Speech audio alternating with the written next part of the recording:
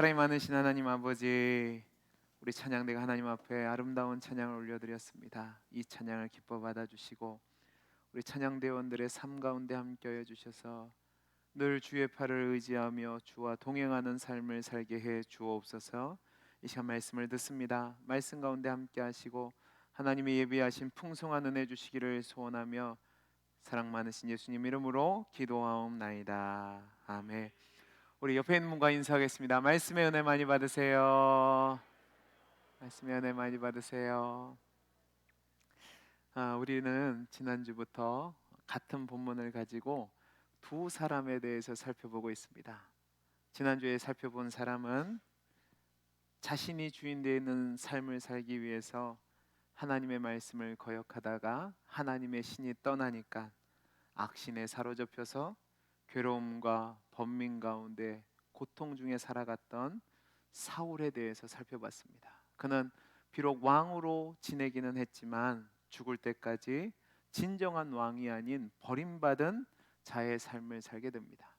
오늘은 이제 다른 한 인물을 살펴볼 건데 오늘 13절에 나오는 말씀의 인물인 다윗입니다. 우리 같이 13절 말씀을 읽어보죠. 시작. 사무엘이 기름불병을 가져다가 그의 형제 중에서 그에게 부었더니 이날 이날 이후로 이후로 다윗이 다윗이 하나님의 영에게 크게 감동되니 감동되니라. 사무엘이 떠나서 라마로 가니라. 자, 보시면 기름 부음 받은 다윗이 하나님의 영이 충만해졌다라고 되어 있습니다. 제가 말씀드린 것처럼 기름 부음을 받으면 하나님의 영이 그에게 임하고 그를 새롭게 만들고 또 그 일을 감당할 수 있도록 하나님의 은혜와 능력과 자질과 확신을 주신다고 말씀을 드렸습니다. 그리고 오늘 우리가 읽은 말씀을 보면 그러한 하나님의 사람의 모습이 다윗에게 나타나는 것을 볼 수 있습니다. 여러분, 오늘 말씀 14절에서 16절 말씀을 보면 하나님의 신이 떠나자 여호와께서 부리시는 악한 영이 사울을 사로잡아 괴롭히는 장면이 나옵니다. 이것을 통해서 그가 왕으로서 자격과 권위를 상실하게 되었다는 것을 보여주는 것이고, 그는 악신에게 사로잡혀서 번뇌하고 있는데, 이건 지난주에 살펴본 것처럼 두려움과 고통 중에 공포 가운데 살고 있었다라는 것이 되는 겁니다. 이 모습을 지켜보던 신하들이 이제 사울에게 음악 치료를 권합니다. 수금을 잘 타는 사람을 구해서 연주해서 마음의 평안함을 얻게 했으면 좋겠다고 안을 올리는 거죠. 그러니까 사울이 허락합니다. 여러분, 18절 말씀을 보면 근데 공교롭게 추천하는 사람이 베들레헴에 사는 이새의 아들 다윗입니다. 자, 우리 18절 말씀을 같이 한번 읽어보죠. 같이 읽겠습니다. 시작. 소년 중 한 한 사람이 사람이 대답하여 대답하여 이르되 이르되 내가 내가 베들레헴 베들레헴 사람 사람 이새의 이새의 아들을 아들을 본즉 본즉 수금을 수금을 탈 탈 줄 줄을 알고 알고 용기와 용기와 무용과 무용과 구변이 구변이 있는 있는 준수한 준수한 자라. 자라 여호와께서 여호와께서 그와 그와 함께 함께 계시더이다 계시더라 하더라. 하더라. 아멘. 여러분, 그냥 우리가 읽었지만 이 말씀을 원문으로 보면 아주 의미심장하고 재미있는 내용들로 구성되어 있습니다. 먼저 18절을 보면 이새의 아들을 본즉이라는 단어가 나오는데, 이 보았다라는 단어는 여러분, 제가 지난번 설교 때 강조했던 부분 기억하실지 모르겠지만 하나님이 사람의 중심을 보신다고 얘기하는 가운데 제가 16장 1절 말씀을 인용했던 적이 있습니다. 16장 1절 말씀 이렇게 나오죠. 여호와께서 사무엘에게 이르시되 내가 이미 사울을 버려 이스라엘 왕이 되지 못하게 하였거늘 내가 그를 위하여 언제까지 슬퍼하겠느냐. 너는 뿔에 기름을 채워 가지고 가라. 내가 너를 베들레헴 사람 이새에게로 보내니 이는 내가 그의 아들 중에서 한 왕을 뭐라고요? 보았느니라 라고 되어 있습니다. 그러니까 여기서 한 왕을 보았다라는 단어와 오늘 말씀에 나오는 16장 18절에서 베들레헴 이 사람 이새의 아들을 보았다라는 말이 같은 단어입니다. 그러니까 이 말은 뭐냐면 하나님께서는 다윗을 하나님이 세울 왕으로 이미 보고 구별하여 두셨는데, 아이러니하게도 사울이 병으로 괴로워할 때 본의 아니게 다윗을 자신의 치료자로 보고 선택해서 이를 왕궁으로 끌어들인단 말입니다. 그러니까 베들레헴 촌구석에 있던 목자 다윗이 사울의 치료자가 되어서 화려하게 궁궐로 입성하게 되는 겁니다. 잘 보세요. 악신에게 사로잡혀서 그 고통 중에 두려움 가운데 있던 사울이 시달리고 싶지 않아서 자유롭고 싶어서 도움을 요청해서 데려온 사람이 앞으로 자신의 왕위를 빼앗아서 왕이 될 다윗인 겁니다. 그러니까 트로이의 목마를 자기가 스스로 불러들이고 있는 거죠. 이게 바로 하나님이 주권적인 섭리로 인도하시는 모습입니다. 그리고 그 과정 속에서도 아주 중요한 의미의 내용들이 담겨져 있는데, 여러분 다시 한번 18절 19절 말씀을 같이 한번 읽어보시죠. 시작. 소년 중 한 한 사람이 사람이 대답하여 이르되 내가 베들레헴 사람 이새의 아들을 본즉 수금을 탈 줄 알고 용기와 무용과 구변이 있는 준수한 자라, 하나님이 그와 함께 계시더이다 하더라. 사울이 이에 전령들을 이새에게 보내어 이르되 양치는 내 아들 다윗을 내게로 보내라 하매. 여러분 그냥 읽으셨는데 이 말씀을 보면 한 신하가 다윗에게 다윗이 어떤 사람인지를 이야기하는 그 사람됨을 소개하는 내용이 나옵니다. 먼저 다윗은 수금을 탈 줄 아는 사람입니다.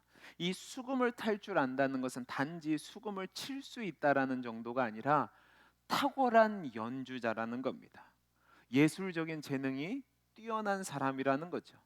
이 점에서 쿰란이라는 이스라엘 지역이 있는데, 여기서 여러분 여러 편의 성경 사본들이 발견이 됐는데 외경 시편이 있습니다. 그러니까 성경 안에 포함되지 않는 시편들이 발견되는데, 거기 보면 다윗이 지은 것으로 기록되어 있는 괴로워하는 자들을 위한 노래라는 시가 4편이나 있습니다. 뿐만 아니라 또 다른 쿰란의 자료를 보면 다윗이 생애 동안 몇 편의 시를 지었다고 되어 있는 줄 아십니까? 여러분 대략 몇 편 정도 될 것 같아요? 감이 안 오시죠? 그런 눈으로 보시면 제가 질문하는데 그렇잖아요. 좀 대답을 해보세요. 대략 찍어보세요. 혼자 몇 편 정도 했을 것 같아요? 여러분 속으로 대답해 보세요. 제가 답을 드리면 3,600편의 시를 지었습니다. 그리고 뿐만 아니라 450여 곡의 시에다가 붙인 노래를 작곡하였다고 되어 있습니다. 그러니까 이걸 또 증명하듯이 우리가 갖고 있는 성경의 시편을 보면 150편이 되어 있는데 그 중에 거의 대부분이 다윗은 쓴 시라고 무방할 정도로 많은 시를 지은 사람입니다. 그러니까 수금을 타는데 능한, 그러니까 예술적인 능력이 탁월했던 사람이고, 또 하나는 용기와 무용과 구변이 있는 준수한 자라고 되어 있는데, 여기서 있는 용기는 강한 용사, 유력한 자라는 단어이고, 무용이 있다라는 것은 전쟁에 능한 사람이라는 겁니다. 이것은 뭐냐면 다윗이 들에서 양을 칠 때 맹수들과 싸워서 양떼를 지켰단 말입니다. 그 가운데 용맹함과 싸움의 장수로서의 그 자질을 갖추었다라는 표현이 되는 거죠. 다음으로 그는 구변이 있는 자라고 되어 있는데, 이게 뭐냐면 지혜로운 말, 때에 합당한 말을 할 수 있는 사람이라는 뜻입니다. 그러다 보니까 다윗을 뭐라고 얘기하냐면 준수한 사람, 그러니까 모범이 되고 매력을 끄는 사람이라는 겁니다. 그러니까 그는 음악적인 재능인 뿐만 아니라 사람들에게 매력을 끌 수 있을 정도로 능력과 재능이 있는 사람이라는 겁니다. 이것을 통해서 성경 기자는 지금 뭘 얘기하고 싶으냐면, 사울을 대신해서 왕이 될 다윗이 이스라엘의 왕으로서 충분한 조건들을 가지고 있었다라는 것을 암시적으로 보여주는 거예요. 근데 이것이 전부가 아니에요. 정말로 중요한 표현인데, 그것은 무엇이냐면 이런 재능들은 사울에게도 있었을 것이고 또 다윗의 형인 엘리압에게도 있었을 겁니다. 그리고 다른 사람들도 이런 재능들은 가지고 있을 수 있습니다. 더 중요한 표현이 나오는데, 그것이 무엇이냐면 다윗을 하나님이 함께 함께하는 사람이라고 소개하는 겁니다. 다윗이 스스로 나는 하나님이 함께하는 사람이야라고 이야기하는 것이 아니라 다른 사람이 볼 때 저 사람은 여호와가 함께하시는 사람이라 인정을 받았다는 거죠. 그리고 이것이 신하가 사울에게 다윗을 추천하는 가장 중요한 포인트입니다. 그런데 제가 여기서 재밌는 장면이 나온다고 그랬잖아요. 그 재밌는 장면이 뭐냐면 신하가 18절 말씀을 보면 사울에게 다윗을 추천하는데, 집사님 18절 말씀을 띄워보세요. 18절 말씀을 보면 다윗이란 이름을 붙이지 않습니다. 18절 자세히 보세요. 뭐라고 되어 있냐면 내가 베들레헴 사람 이새의 아들을 본 적 수금을 탈 줄 알고 용기와 그 다음이요 집사님 무용과 구변이 있는 준수한 자라 여호와께서 그와 함께 계시더이다 하더라 보면 다윗이라는 이름이 없습니다. 그런데 19절 말씀을 가보세요. 19절 말씀을 보면 다윗이란 인물을 처음 이야기하는 사람이 있는데 누군지 아세요? 사울입니다. 사울이 이에 전령을 이새에게 보내어 이르되 양치는 내 아들 누구요? 다윗을 내게로 보내라 하매. 다윗이 앞으로 사울을 대체할 건데 그의 이름을 처음 부르는 사람이 사울입니다. 희한하죠? 이게 바로 하나님이 일하시는 방법입니다. 하나님이 우리가 생각하는 것과 다르게 하나님의 사람을 등장시키고 있는 거죠. 자, 그렇다면 이제 하나님의 영으로 충만해서 다른 사람이 볼 때 하나님이 함께 하시는 사람이라고 인정을 받는 다윗의 자질이 어떤 것이었는지를 우리가 살펴봐야 되는데, 여러분 오늘 본문을 보면 세 가지의 모습으로 하나님이 함께 하시는 사람이라는 자질이 다윗에게 나타납니다. 자, 그래서 우리가 그 모습을 살펴보면서 우리도 이 세상에서 하나님이 함께하는 사람으로 살아내야 되는데 우리의 모습을 점검하고 그런 모습이 우리에게 나타날 수 있기를 바랍니다. 자, 첫 번째로 우리 19절 20절 말씀을 보겠습니다. 19절 20절입니다. 시작. 사울이 이에 전령들을 이새에게 보내어 이르되 양치는 내 아들 다윗을 내게로 보내라 하매 이새가 떡과 한 가죽부대에 포도주와 염소 새끼를 나귀에 실리고 그의 아들 다윗을 시켜 사울에게 보내니. 자, 이 말씀을 보면 사울이 다윗에게 전령을 보내서 네 아들을 나에게 보내라고 명령을 합니다. 그러니까 이새가 떡과 한 가죽 부대의 포도주 그리고 염소 새끼를 나귀에 실려서 다윗을 사울에게 보냈다라는 겁니다. 그런데 여러분 여기 보면 여러분이 그냥 지나치시면 안 되는 게 여기서 다윗이 어떠한 반응이나 대꾸를 보이는 것이 나타나지 않습니다. 여러분이 생각하기에는 우리가 결론적으로 보다 보니까 다윗이 왕국으로 진출했어요. 이제 그의 신분이 높아지고 또 성공의 길로 나아갈 것이니까 기쁘게 생각해서 그렇다라고 할 수 있는데, 여러분 이거는 결과론적인 이야기고 다윗은 지금 그 전후 사정을 하나도 알지 못합니다. 그냥 사울이 이새에게 아들을 보내라고 얘기했고 이새는 아들인 다윗에게 사울에게 바칠 예물을 준비해서 그냥 가라고만 말합니다. 그런데 다윗이 아무런 대꾸를 하지 않고 그 길을 나아갑니다. 이게 뭐냐면 다윗이 아버지의 또 사울의 명령에 순종했다는 말입니다.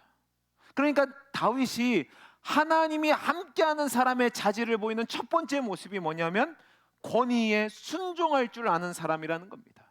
여러분 사울을 기억해 보시기 바랍니다. 사울이 왜 버림을 받았죠? 그것은 하나님의 권위를 인정하지 않고 그 권위에 순복하지 않아서 그렇습니다.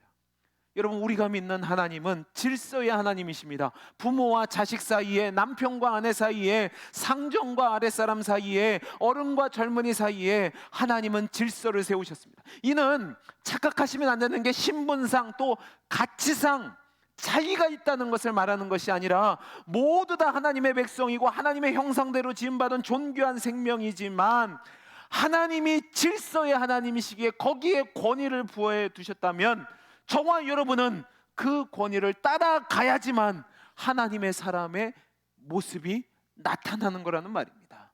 여러분 교회 역사를 보시면 하나님이 쓰시는 사람들은 한결같이 권위를 두려워할 줄 알고 그 권위에 순복하며 사는 사람들이었습니다. 우리 예수님은 어떠십니까? 예수님은 하나님이셨고 또 창세전부터 하나님과 함께한 영원하신 독생자였습니다. 그런 분이 아버지 되신 하나님이 원하시는 뜻이니까 자기를 비워 종의 형체를 입고 이 땅에 오셨고 죽기까지 자신을 낮추시며 순종하셨습니다. 그런데 여러분, 이 시대를 보시기 바랍니다. 어린아이들부터 위정자들까지 그 어느 누구도 권위를 인정하지 않으려는 모습을 보입니다.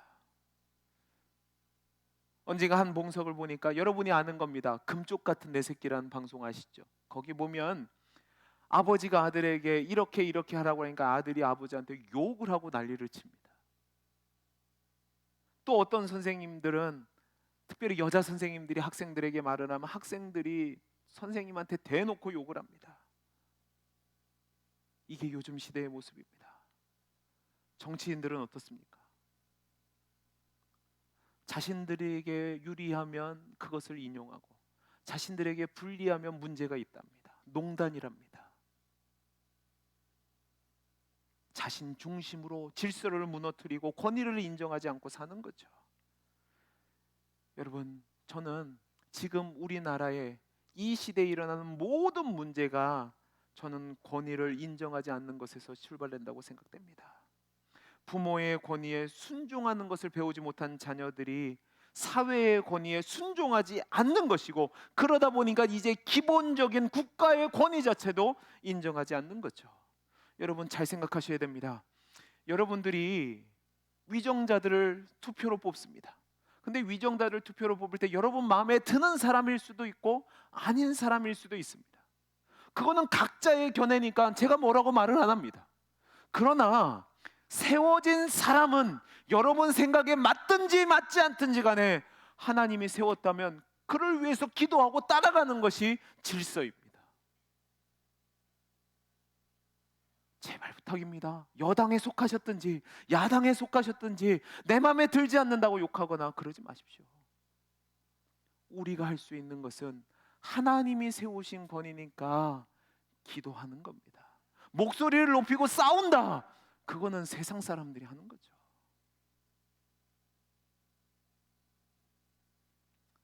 이런 사람들이 정말로 하나님 뜻에 순종할까요? 하나님 권위에 순종하지 않습니다. 내 생각이 먼저인데 어떻게 하나님 뜻에 순종할 수 있겠습니까? 사랑하는 성도 여러분, 여러분이 정말로 하나님의 영이 충만하고 하나님이 함께 하신다는 사람이라는 인정을 받기를 원하십니까? 아무도 대답을 안 하시는 이유는 뭐죠? 아멘이십니까? 그러면 하나님이 세우신 권위에 순종해야 됩니다. 내 생각대로 되지 않고 내 마음대로 되지 않아서 답답할 수 있습니다. 기분이 상할 수 있습니다. 그렇다고 내 목소리를 내세우고 권위를 무시하고 권위를 무너뜨리는 것은 하나님의 사람의 모습이 아닙니다. 하나님이 세우신 권위를 순종하지 않는데 하나님이 어떻게 그 사람을 사용하시겠습니까? 하나님의 영에 충만한 사람, 또 하나님이 함께 하시는 사람은요, 하나님의 권위에 순종할 줄 알고 또 하나님이 세우신 권위에 순종하는 사람입니다. 여러분의 삶의 자리에서 하나님이 권위라는 질서를 세우셨다면 거기에 순종하고 따를 수 있는 저와 여러분이 되기를 간절히 소원합니다. 자, 두 번째, 하나님이 함께 하시는 사람의 자질이 21절과 22절에 나옵니다. 우리 21절, 22절 같이 읽어보죠. 시작. 다윗이 사울에게 이르러 그 앞에 모셔 섬에 사울이 그를 크게 사랑하여 자기의 무기를 드는 자로 삼고 또 사울이 이새에게 사람을 보내어 이르되 원하건대 다윗을 내 앞에 모셔 서게 하라. 그가 내게 은총을 얻었느니라 하니라. 여러분, 여기 보면 하나님의 영이 충만해서 하나님이 함께 하시는 사람의 다윗의 자질이 나오는데, 그것은 무엇이냐면 진실되게 섬기는 겁니다. 어떻게 섬긴다고요? 진실되게 섬긴다고요. 여러분, 21절 말씀을 보면 다윗이 사울에게 있어서 그 앞에 모셔 서매라고 되어 있습니다. 이 모셔 선다는 말은 왕의 말을 청종한다라는 뜻도 되고요, 왕 앞에서 신하의 직무를 수행하는 것을 말합니다. 분명히 다윗은 사무엘에게 기름 부음을 받았습니다. 그러니까 자신도 하나님이 어떻게 사용하실 것인가에 대한 기대가 있었을 겁니다. 그런데 궁중에 들어오는 그 순간부터 그가 일하는 자세는 왕의 신하로서 서서 섬기는 자의 삶을 살았다는 겁니다. 자신이 나중에 왕이 될 것이고 그 궁중의 주인이 내가 될 것이라는 생각으로 그런 교만하거나 또 계략을 꾸미거나 그런 자세가 없었다는 말입니다. 어떻게 그것을 알 수 있냐면 사울이 그를 크게 사랑하여 자신의 무기를 드는 자로 삼았다라는 표현에서 알 수 있습니다. 여러분 생각해 보세요. 여러분이 위의 사람이라면 대충 일을 하고 교만해서 내 뜻을 어기는 사람을 인정해서 쓰겠습니까? 아니면 충성되게 내가 보든지 보지 않든지 간에 최선을 다해서 신실하게 일하는 사람을 쓰시겠습니까? 신실하게 일하는 사람을 쓰겠죠. 다윗을 자신의 병기든 자로 삼았다는 것이 바로 사울이 가장 신이 많은 자가 다윗이 되었다는 겁니다. 왜냐하면 이때 당시에 병기를 들고 왕 옆에 섰다는 것은요, 아무나 세우는 것이 아니라 진짜로 믿을 수 있는 사람을 세운 겁니다. 가장 우수하고 가장 충성스러워서 내 생명을 맡겨도 될 인물이라는 거죠. 단지 음악을 잘 타고 그래서 마음을 평안하게 해주니까 그런 지위를 줬을까? 아니요. 그는 부르심을 받고 왕을 모셔서 선 그 순간부터 최선을 다해서 신실하게 사울을 주인으로 섬겼습니다. 그러니까 사울이 그 마음을 보고 그를 신임하고 사랑하고 그에게 병기든 자로 세운 거죠. 그리고 얼마나 그를 사랑했는지가 22절 말씀을 보면 또 나오는데, 여러분 잘 보세요. 사울이 왕으로서 아버지 이새에게 정중한 태도로 자기 곁에 두게 해달라고 요청을 합니다. 이게 왜 그러냐면 이때 당시 이스라엘은 다른 주변의 나라들과 다르게 왕이 백성을 함부로 신하로 삼거나 종으로 삼을 수 없었습니다. 왜냐하면 모두가 다 누구의 백성이에요? 하나님의 백성이기 때문에 함부로 대할 수가 없어요. 어디서 그런 장면이 나오냐면, 여러분들 이스라엘 역사상 가장 악한 왕 하면 누가 떠오르죠? 아합이 떠오릅니다. 근데 그 아합이 지 맘대로 하나님을 거역하고 우상을 숭배하는 왕이었는데 백성들에게는 함부로 하지 못했습니다. 어디서 그 장면이 나오냐면 이스라엘 땅 안에 이스라엘이란 곳에 아합을 위한 그 성이 있었어요. 근데 그 성 앞에 자신의 땅들이 있는데 그 앞에 보니까 아름다운 포도밭이 보여요. 누구의 포도밭이에요? 나봇이라는 사람의 포도밭이 보입니다. 우리 같으면 야, 내놔 하면 될 것 같죠? 안 되는 겁니다. 왜냐하면 하나님이 주신 기업이니까 내 맘대로 못하는 거예요. 그러니까 나봇을 불러서 얘기합니다. 야, 내가 다른 거 다 줄게. 이 밭 나한테 팔아라. 근데 나봇이 어떻게 해요? 싫대요. 그 다음에 아합의 모습을 보십시오. 갖고는 싶은데 가질 명분이 없으니까 들어 누워요. 밥도 안 먹고 식음을 전폐하고 끙끙 앓습니다. 이게 뭘 얘기하냐면 내 맘대로 못한다는 거예요. 근데 밭도 함부로 못하는데 사람인들 함부로 할 수 있겠습니까? 못하는 거죠. 그러니까 지금 사울이 아버지 이새에게 다윗을 내 옆에 두게 해달라고 인정을 요청하는 것은 무엇이냐면 그렇게 요청해서까지 옆에 두고 싶은 인물이라는 겁니다. 그러니까 얼마나 사랑했는지를 보여주는 거죠. 여러분, 하나님이 함께하는 사람은요, 다른 사람에게 신임과 사랑을 받으며 인정을 받습니다. 왜냐하면 충성되게 신실하게 섬기기 때문에 그렇습니다. 하나님이 함께 하시니까 그는 하나님 앞에서 일을 합니다. 뿐만 아니라 하나님의 성품이 그와 함께 하니까 사랑과 온유와 신실과 정의와 의와 정직으로 일하다 보니까 이 사람이 인정을 받는 거죠. 여러분, 누군가에게 진심으로 대하고 진실로 섬기는 것은요, 아주 중요한 하나님이 함께 하시는 자의 자질입니다. 우리 예수님을 한번 볼까요?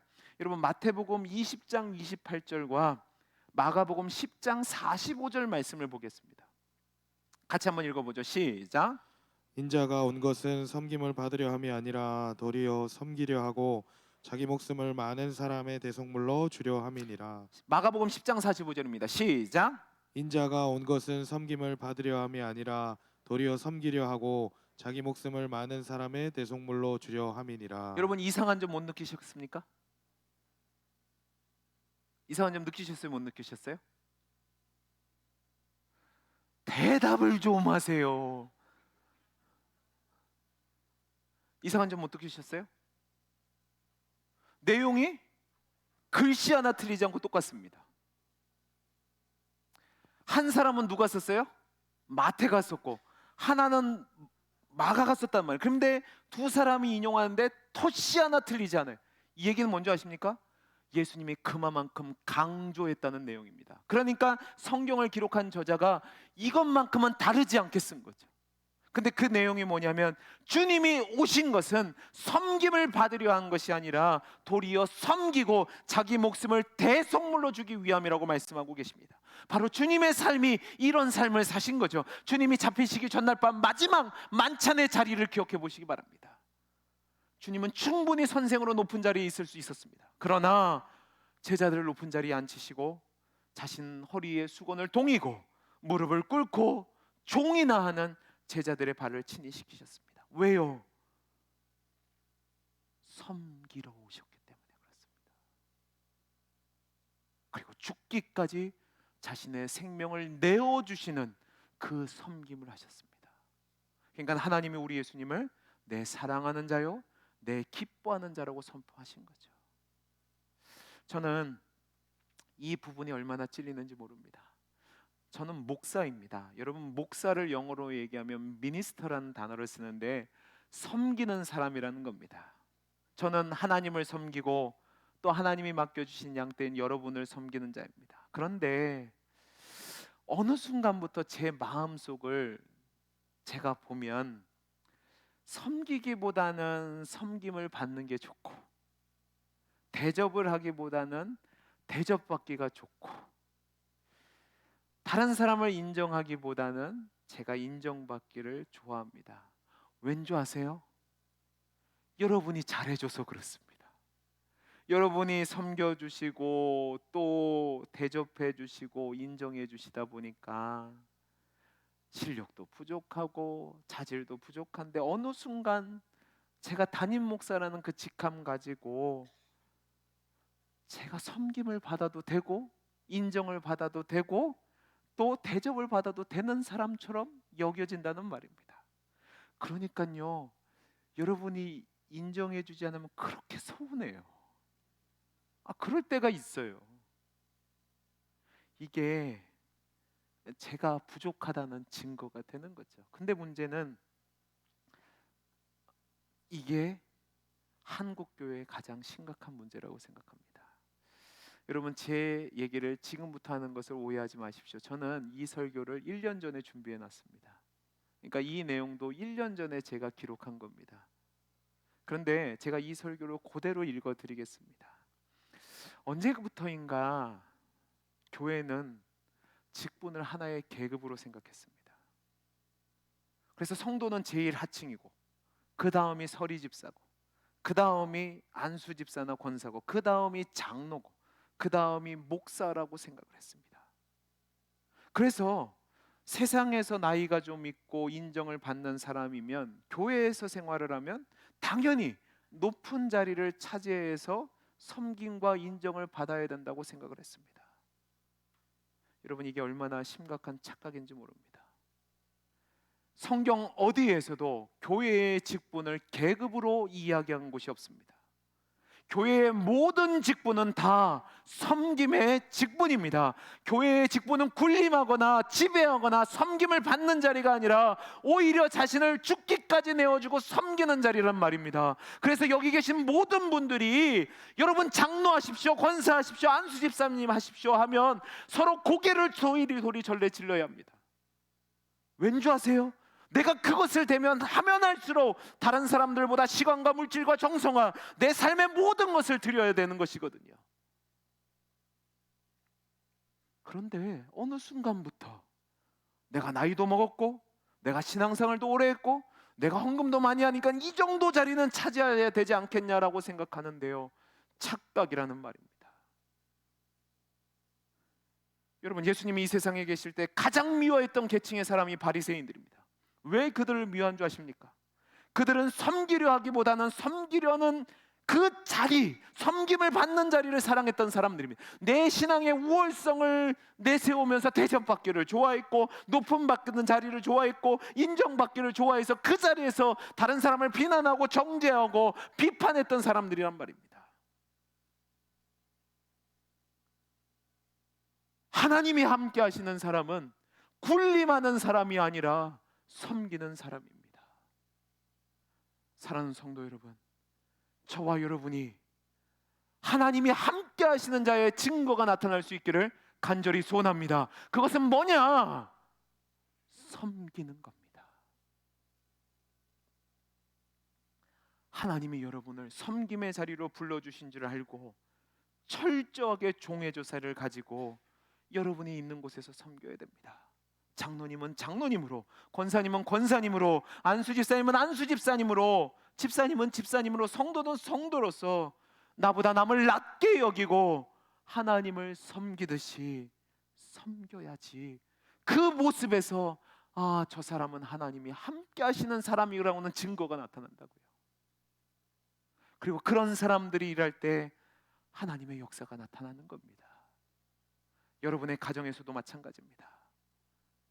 제발 부탁인데, 여러분이 신앙이 좋다고, 신약이 연약하고 신앙이 믿음의 경륜이 어린 배우자나 자녀들을 함부로 대하지 마십시오. 비난하거나 정죄하거나 판단하지 마십시오. 오히려 인내하고 사랑하고 진실되게 섬겨주시기를 바랍니다. 그래야 하나님의 사람의 역사가 나타나죠.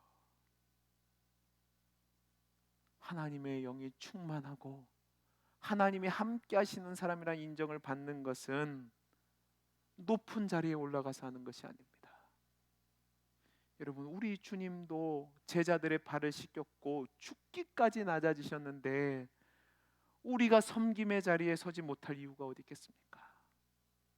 하나님이 함께 하시는 사람은요, 섬김의 자리에 있는 것을 창피하거나 자존심 상해하는 것으로 생각하지 않습니다. 오히려 내가 있는 그곳에서 진실되게, 충성되게, 그래서 상대방이 생각할 때 저 사람이 없으면 안 되겠다는 사람으로 인정할 정도로 섬기는 거죠. 지극히 작은 것에 충성된 자에게 하나님은 다른 것도 맡기십니다. 여러분이 있는 곳에서 주변 사람들이 여러분을 어떻게 생각하시는지 점검해 보시기 바랍니다. 저 사람이 없으면 안 돼. 저 사람은 꼭 필요한 사람이야.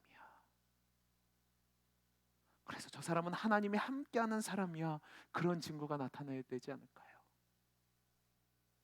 저와 여러분의 삶이 그런 삶이 될 수 있기를 간절히 소원합니다. 이제 마지막입니다. 마지막은 뭐냐면 악한 영을 제어하는 능력이 있습니다. 자, 우리 23절 말씀 같이 한번 읽어보죠. 같이 읽겠습니다. 시작. 하나님께서 부리시는 악령이 사울에게서 이를 때 다윗이 수금을 들고 와서 손으로 탄즉 사울이 상쾌하여 낫고 악령이 그에게서 떠나더라. 자, 보세요. 하나님의 영이 충만해서 하나님이 함께 하시라는 인정받는 다윗의 모습을 어떻게 그리냐면 수금을 탈 때 악령이 떠나가는 역사가 나타났다고 되어 있습니다. 지금 악신이 사울을 붙잡고 괴롭히고 있는 가운데 다윗이 수금을 타니까 악한 영이 사울에게서 떠나게 되고 사울이 상쾌하게 낫게 됐다는 겁니다. 물론 사울이 회개하지 않았기 때문에 이것은 일시적인 겁니다. 그러나 사울은 다윗으로 말미암아 잠시나마 상쾌하고 평안한 상황을 누리게 된 거죠. 어떻게 이게 가능하죠? 하나님의 영으로 충만하고 하나님이 함께 하시니까 그가 찬양할 때에 악령이 떠나간 겁니다. 하나님이 함께 하시는 자의 삶에는 하나님의 통치가 나타나니까 악령이 물러가고 거기에 하나님이 주시는 상쾌함과 평안함과 치유함이 있는 겁니다. 여러분, 요한복음 16장 33절 말씀 이렇게 되어 있습니다. 우리 같이 한번 읽어보죠. 시작. 이것을 너희에게 너희에게 이르는 이르는 것은 것은 너희로 내 안에서 평안을 누리게 하려 함이라. 세상에서 너희가 환난을 당하나 담대하라. 내가 세상을 이겼노라. 여러분, 주님이 뭐라고 얘기하십니까? 내가 세상을 이겼다라고 얘기합니다. 우리가 믿는 주님은 세상을 이기신 분입니다. 그 세상을 이기신 주님이 저와 여러분에게 능력을 주셨는데 어떤 능력을 주셨냐? 악신을 물리치는 능력을 주셨다는 말입니다. 마태복음 10장 1절에 이렇게 되어 있습니다. 예수께서 그의 12제자를 부르사 더러운 귀신을 쫓아내며 모든 병과 모든 약한 것을 고치는 권능을 주니라. 7절 8절 말씀입니다. 가면서 전파하여 말하되 천국이 가까이 왔다 하고 병든 자를 고치며 죽은 자를 살리며 나병 환자를 깨끗하게 하며 귀신을 쫓아내되 너희가 거저 받았으니 거저 주라. 주님이 제자들을 보내시면서 능력을 주셨는데 어떤 능력이죠? 더러운 귀신을 쫓아내는 겁니다. 모든 병과 약한 것을 고치는 권능이죠. 이 얘기를 우리에게 적용하면 하나님이 함께하는 사람이 있는 곳에는 치유와 회복의 은혜가 임한다는 사실입니다. 이것은 단지 귀신을 내어 쫓는다가 아니라 여러분, 이 세상은 악한 권세를 가진 공중 권세를 잡은 자가 다스리는 나라입니다. 그러나 세상을 이기신 주님이 함께하는 성도가 그 자리에 가면 악한 세력이 물러나고 거기에 하나님이 주시는 치료와 회복과 평안의 은혜가 임한다는 사실을 믿으시기 바랍니다. 그러니까 여러분이 있는 그곳에 미움과 다툼과 시기와 질투와 분쟁이 사라지고 사랑과 온유와 긍휼과 자비가 넘쳐날 수 있는 겁니다. 여러분이 있는 그곳에 더러운 탐욕과 성적인 물러감이 사라지고 거룩과 진실과 사랑이 나타날 수 있는 겁니다. 여러분이 있는 그곳에 이단과 우상들이 사라지고 하나님의 영이 충만하게 되는 거죠. 그리고 여러분이 있는 그곳에 죄악된 현상으로 나타나는 가난한 자들과 병든 자들과 고아들과 소외된 자들이 위로함과 평안과 회복의 은혜를 누리게 된다는 사실을 기억하시기 바랍니다. 여러분, 우리가 왜 우리나라도 아닌 튀르키예에 있는 사람들을 위해서 구호 물품을 모으고 구호 헌금을 모으려고 합니까? 그것은 우리에게 하나님이 치유케 하는 능력을 주셨기 때문에 그렇습니다. 그 능력을 가진 자로 우리가 사랑을 증거할 때에 그 사랑을 입은 자들이 하나님이 함께 하시는 자구나 인정을 하는 거죠. 여러분, 여러분이 있는 곳에 여러분 때문에 어떤 모습이 나타나는지를 점검해 보시기 바랍니다. 저와 여러분은 왕같은 제사장이고 하나님의 나라이고 하나님의 소유된 백성입니다. 저와 여러분에게는 성령이 내주하고 계시고 우리를 인도하시는 하나님이 함께하는 사람들입니다. 그렇다면 여러분이 있는 곳에 여러분에게 하나님이 함께하신다는 다른 사람들의 증거가 나타나야 됩니다. 어떻게 증명하시겠습니까? 말끝마다 아멘, 할렐루야 그걸로 증명하시겠습니까? 진짜로 중요한 것은 하나님의 영이 충만하고 하나님이 함께 하시는 자의 모습이 오늘 다윗의 삶 속에 나타나는 그 모습 그대로가 여러분의 삶에서 나타나야 됩니다.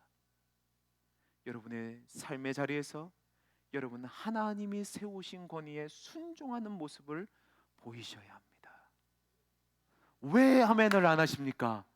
아멘이십니까? 그리고 여러분이 있는 그곳에서 여러분이 진정으로 이웃을 사랑하며 위하며 섬기는 모습이 나타나야 됩니다. 그리고 마지막으로 여러분이 있는 그곳에 악한 세력이 물러나고 하나님이 주시는 진정한 치유와 회복과 사랑함과 상쾌함의 역사가 나타나야 합니다.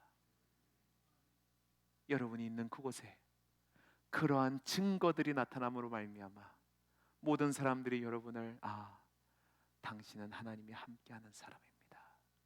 그 인정이 나타날 수 있게 되기를 간절히 소원합니다. 기도하겠습니다. 사랑이 많으신 하나님 아버지, 우리에게 성령을 보내주셨고 우리가 성령으로 충만할 때에 우리가 있는 그 자리에 하나님이 함께 하시는 자의 증거가 나타나게 은혜를 베풀어 주옵소서. 은혜 주실 줄 믿고 감사하며 사랑 많으신 예수님 이름으로 기도하옵나이다. 아멘.